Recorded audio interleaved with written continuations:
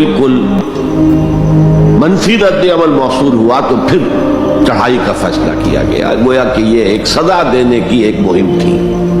بہرحال اس وقت جو اسلام یہاں آیا تھا اس کے کریکٹرز اس اسلام سے کچھ مختلف تھے جو بعد میں یہاں آیا۔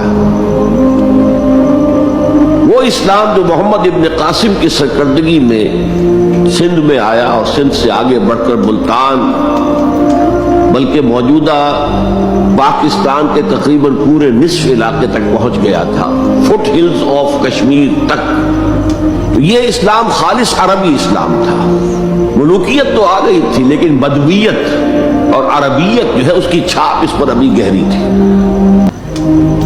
اور اس اسلام میں نہ ابھی فرقے تھے، نہ مسلک تھے، نہ حنفی، نہ مالکی، نہ شافعی، نہ حنبلی، نہ عقائد کے بارے میں بحثیں شروع ہوئی تھی، علم کلام کی بحثیں ہوئی تھی، نہ ابھی یونانی فلسفے اور منطق کا حملہ ہوا تھا، ابھی کچھ نہیں تھا، سادہ اسلام۔ اسلام اپنی اصل سادگی پر برقرار تھا،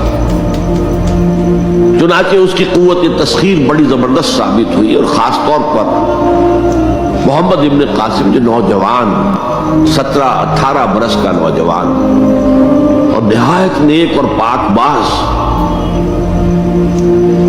سندھ کے ہندوؤں نے جو اپنی ایک روایت ہے کہ اس طرح کا آدمی تو کوئی اوتار ہی ہو سکتا ہے، فارسی میں بھی کہا جاتا ہے کہ در جوانی توبہ کردن شیوے پیغمبر است، جوانی کے اس عمر میں بھی کوئی شخص پاک زندگی گزار رہا ہو تو یہ تو پیغمبروں کا طریقہ ہے، اور ہندوستان میں تصور پیغمبروں کا نہیں تھا، اوتاروں کا تھا، تو اسے بھی ایک اوتار سمجھ کر اس کی مورتیاں تراش کر مندروں میں رکھ لی گئیں اور ان کو پوجا جانے لگا۔ یہی چیز اس کے لیے خطرے کا سبب بن گئی، کیونکہ اب بیک ہوم اسلام کا جو اصل گھر تھا عرب، اس میں ملوکیت آ چکی تھی،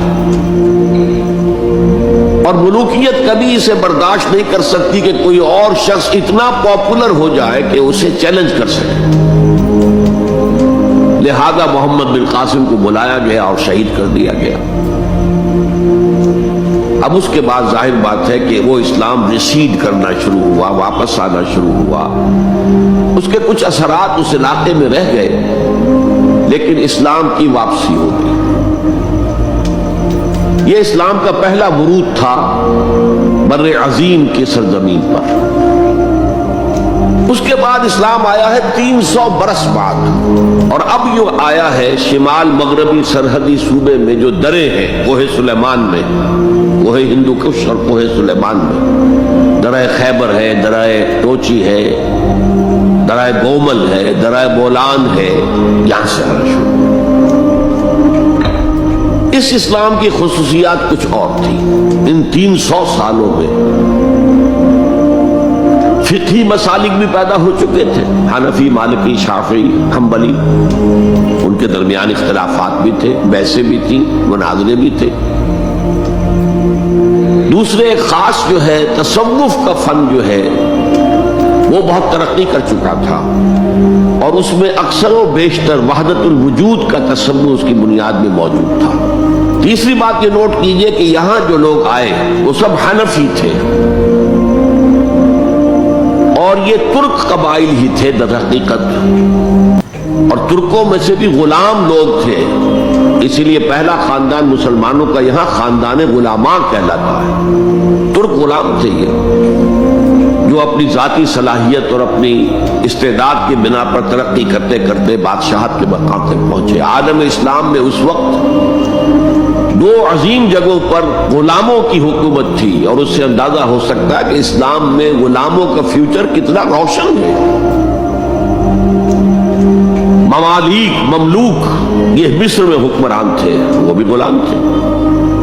خاندان غلامہ، قطب الدین ایبک، شمس الدین التتمش، یہ سب کون تھے؟ غلام تھے۔ بہرحال اب جو اسلام آیا اس میں قیادت کی ایک تسلیس پیدا ہو چکی تھی، توحیدی شان نہیں رہی تھی۔ خلافت راشدہ میں قیادت توحیدی تھی، خلیفہ وقت ہی حاکم بھی تھے، خلیفہ وقت ہی مجتہد بھی تھے، عالم بھی تھے، اور وہی سب سے بڑے اللہ والے بھی تھے، لیکن اس کے بعد جو اسلام میں قیادت جو ہے مسلمانوں کی 3 شاخوں میں بٹ گئی۔ سیاسی قیادت وہ تو قبائلی عصبیت کی بنیاد پر قائم ہو رہی ہے، تو سیاست تو ہو گئی طاقت کے بل پر، جس کی لاٹھی اس کی بھینس۔ اس کے بعد جو اس دینی قیادت تھی وہ 2 حصوں میں منقسم ہو گئی، علمی قیادت علماء، مفسرین، فقہاء، محدثین، اور ایک ہو گئی صوفیاء کی قیادت۔ تو یہ تھی کیفیت جس میں کہ بر عظیم پاک و ہند میں اسلام وارد ہوا ہے پہلے ورود کے 300 برس بعد۔